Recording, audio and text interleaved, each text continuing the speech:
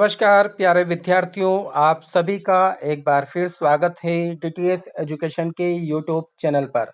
आज हम फिर लेकर आए हैं योगा एंड मेडिटेशन, जो कि मध्य प्रदेश के समस्त नियमित और प्राइवेट स्नातक प्रथम वर्ष के विद्यार्थियों के लिए अनिवार्य आधार विषय है, जो कि बीए, बीकॉम, बीएससी, बीएचएससी, BBA, BCA, BSW, BJMS, BPS सभी प्रथम वर्ष के विद्यार्थियों के लिए अनिवार्य है।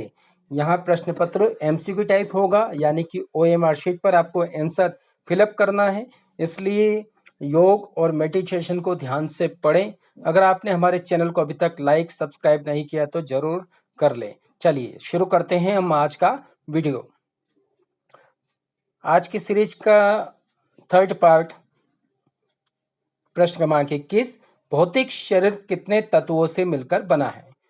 विकल्प हैं 2 तत्व, 5 तत्व, 7 तत्व या फिर 9 तत्व। तो आपने देखा होगा जो हमारा भौतिक शरीर जो हमें दिखाई देता है वो शरीर 5 तत्वों से मिलकर बना है। कौन कौन से हैं?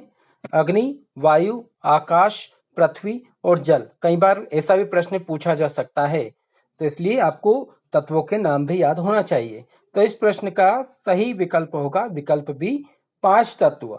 5 तत्वों से मिलकर हमारा भौतिक शरीर बनता है। चलिए चलते हैं अगले प्रश्न पर। प्रश्न क्रमांक 22, आंतरिक अंगों को संकुचित कर प्राण का नियंत्रण है, यानी कि जो शरीर के हमारे अंदर के अंग हैं उनको संकुचित करके प्राण को जब नियंत्रित करते हैं तो उस अभ्यास को क्या कहते हैं? प्राणायाम, धारणा, बंध या फिर महामुद्रा। तो प्राणायाम में संकुचित नहीं किया जा सकता है, केवल उज्जय प्राणायाम को करते समय गले का संकुचन किया जा सकता है। धारणा करते समय नहीं किया जा सकता है, लेकिन यहाँ पर पूछा है आंतरिक अंग। आंतरिक अंग मतलब हम मूलाधार की बात कर लें या उद्यान बंध की बात कर लें या जालंधर बंध की बात कर लें। तो ये जब तीनों बंध लगाते हैं तब अंगों का संकुचन होता है। तो इस प्रश्न का सही विकल्प हो जाएगा विकल्प सी, बंध। अगला प्रश्न है प्रश्न क्रमांक 23, इस क्रिया में वस्तु को टकटकी लगाकर देखते हैं। कौन सी क्रिया में? त्राटक, नौली, धोती या फिर बस्ती। तो ये तीनों जो चारों आपको विकल्प दिए हैं षट कर्म के अंतर्गत आते हैं, षट कर्म के अंग हैं। लेकिन इसमें किसको वस्तु को टकटकी लगाकर देखते हैं? तो वो होता है त्राटक में। त्राटक में क्या करते हैं? सामने दिया या दीपक या मोमबत्ती लगाकर हम उसको देखते रहते हैं। इससे करने से आंखों की ज्योति भी बढ़ती है। तो इस प्रश्न का सही विकल्प हो जाएगा त्राटक। धोती में वस्त्र धोती, वमन धोती है, नौली क्रिया में पेट को घुमाया जाता है, बस्ती क्रिया में आज का एनिमा।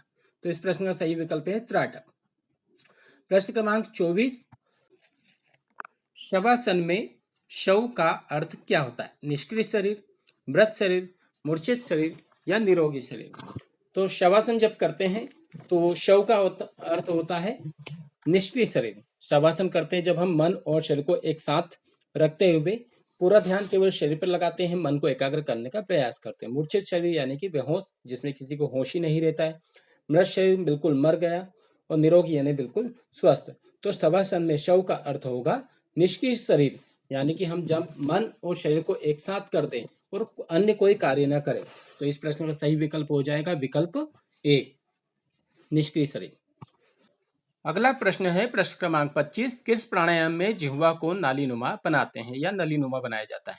भ्रामरी, शीतकारी, शीतली या फिर भस्त्रिका। तो भ्रामरी जो प्राणायाम होता है उसमें कानों को बंद किया जाता है और भंवरे की गुंजन की जा सकती है, या नाद का भी उच्चारण किया जा सकता है, ओम की ध्वनि भी निकाली जा सकती है। तो वो होता है भ्रामरी प्राणायाम। शीतकारी प्राणायाम में दांतों की पंक्तियां मिलाई जाती है और सीख करके हम लोग श्वास को लेते हैं मुंह से ही। भस्त्रिका प्राणायाम में श्वासों को लिया जा सकता है और छोड़ा जाता है, वो होता है भस्त्रिका प्राणायाम। शीतली प्राणायाम में हम अपनी जिह्वा को नलीनुमा बनाते हैं, आगे से फोल्ड कर देते हैं। तो इस प्रश्न का सही विकल्प हो जाएगा विकल्प बी, शीतली प्राणायाम। अगला प्रश्न है प्रश्न क्रमांक 26, अष्टांग योग में प्रत्याहार का कौन सा स्थान है? पहला, तीसरा, पांचवा या फिर आठवां। तो विद्यार्थियों, अष्टांग योग में 8 अंग बताए हैं महर्षि पतंजलि ने। कौन कौन से? यम, नियम, आसन, प्राणायाम, प्रत्याहार, धारणा, ध्यान, समाधि। जब क्रम से नाम लेते हैं तो प्रत्याहार का स्थान कौन सा आता है? 5वां। तो इसलिए इस प्रश्न का सही विकल्प हो जाएगा विकल्प सी, 5वां स्थान है। अष्टांग योग में प्रत्याहार का कौन सा स्थान है? 5वां, तो इस प्रकार से प्रश्न अन्य भी पूछे सकते हैं कहीं भी, पर यम नियम भी पूछा सकता है, प्राणायाम का भी स्थान पूछा जा सकता है, समाधि का भी पूछा जा सकता है। तो आपको 8 अंग जो महर्षि पतंजलि के अष्टांग योग के हैं वो याद होना चाहिए। प्रश्न का सही विकल्प होगा सी, 5वां। अगला प्रश्न है प्रश्न क्रमांक 27, प्राणायाम में श्वास लेते समय भंवरे की गुंजन होती है। कौन से प्राणायाम में जब करते हैं तो भंवरे की गुंजन होती है? शीतली में, अनुलोम विलोम में, उज्जाई में या फिर भ्रामरी में? शीतली प्राणायाम तो हम जब जिह्वा को नालीनुमा बनाकर मुंह से श्वास लेते हैं तो उसमें कोई भंवरे की गुंजन नहीं होती। उज्जाई प्राणायाम में हम गले की घर्षण के द्वारा उज्जाई प्राणायाम करते हैं।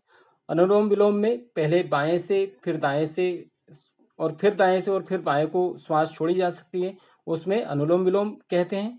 और भ्रामरी प्राणायाम में हम श्वास लेते समय भंवरे की गुंजन करते हैं। इसलिए इस प्रश्न का सही विकल्प हो जाएगा भ्रामरी प्राणायाम, विकल्प डी। अगला प्रश्न है पूर्ण करिए योग कर्मशु और डेश डेश दिया हुआ, आगे क्या आएगा? उच्यते, पूर्णम, कौशलम या फिर शांति? तो योग कर्मशु कौशलम, इस प्रश्न का सही विकल्प हो जाएगा विकल्प सी, कौशलम। तो योग कर्मशु कौशलम यहाँ भगवत गीता की परिभाषा है। यहाँ दूसरे अध्याय का 50वां श्लोक है भगवत गीता के अंतर्गत। तो इस प्रश्न का सही विकल्प हो जाएगा योग कर्मशु कौशलम, तो विकल्प सी। और एक और परिभाषा है दूसरे अध्याय का 48वां श्लोक, सत्वम योग उच्यते, तो वो भी आपको ध्यान में रखना है। अगला प्रश्न है, कहते हैं 2 बंदों का लगना, 3 बंद का एक साथ लगाना, एक भी बंद नहीं लगाना या फिर महामुद्रा? तो जब महाबंद किसे कहते हैं? महाबंद 3 बंदों को एक साथ लगाया जा सकता है तो उसे महाबंद कहते हैं। तो विकल्प हो जाएगा विकल्प बी सही उत्तर। कौन कौन से बंद है? जालंधर बंद, उद्यान बंद और मूल बंद, और जब तीनों को एक साथ लगाते थे वो हो जाएगा आपका महाबंद। इसलिए सही विकल्प हो जाएगा विकल्प बी, 3 बंद एक साथ लगाने पर जो लगता है उसे महाबंद कहा जाता है। अगले प्रश्न की ओर चलते हैं, और अगर आपने अभी तक हमें सब्सक्राइब नहीं किया तो अवश्य रूप से कर लें, साथ में बेल आइकन को भी प्रेस कर दें। चलिए अगला प्रश्न है प्रश्न क्रमांक 30, त्राटक के समय प्रतीक को आंखों से होना चाहिए, यानी कि त्राटक करते भाई हम जो भी चीज देख रहे हैं उसे आंखों की सीध में होना चाहिए, ऊपर होना चाहिए, नीचे होना चाहिए, बहुत दूर होना चाहिए। तो जो भी प्रतीक, जो भी चीज आप त्राटक करते समय देख रहे हैं वो आंखों की सीध में होना चाहिए, ना तो ऊपर होना चाहिए, ना नीचे होना चाहिए, ना बहुत दूर होना चाहिए। कितनी? 2 फीट की दूरी पर या लगभग 1 मीटर के आसपास होना चाहिए।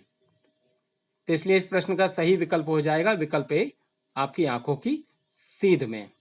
तो विद्यार्थियों यहाँ थे पूरे 10 प्रश्न। हम और भी सीरीज के अन्य पार्ट भी लेकर आ रहे हैं, और इस वीडियो को अधिक से अधिक लाइक करें, शेयर करें और सब्सक्राइब करते रहें चैनल को। बहुत बहुत धन्यवाद। हम आगे भी इसी प्रकार से आपका ज्ञान वर्धन करते रहेंगे, और सही जानकारी केवल और केवल आपको डीटीएस एजुकेशन के यूट्यूब चैनल पर ही मिल पाएगी, क्योंकि यहाँ हमने जो चैनल बनाया है ये केवल योग को समर्पित बनाया हुआ है। कहीं भी आपको कोई भी कंटेंट योग से संबंधित सरल भाषा में और सही नहीं मिल पाएगा, लेकिन आपको अगर सही जानकारी चाहिए तो डीटीएस एजुकेशन पर ही आपको मिल पाएगी। इसलिए हम लोग यहाँ पर आपके परीक्षा संबंधित प्रश्नों का समावेश कर रहे हैं और उन्हें पूरे विस्तृत रूप से समझाने का भी प्रयास कर रहे हैं, ताकि आप अच्छे से अच्छे अंक लाकर परीक्षा में उत्तीर्ण हो। इसी के साथ बहुत बहुत धन्यवाद। वीडियो देखने के लिए बहुत बहुत धन्यवाद। हमें लाइक करें, शेयर करें और सब्सक्राइब करें। धन्यवाद।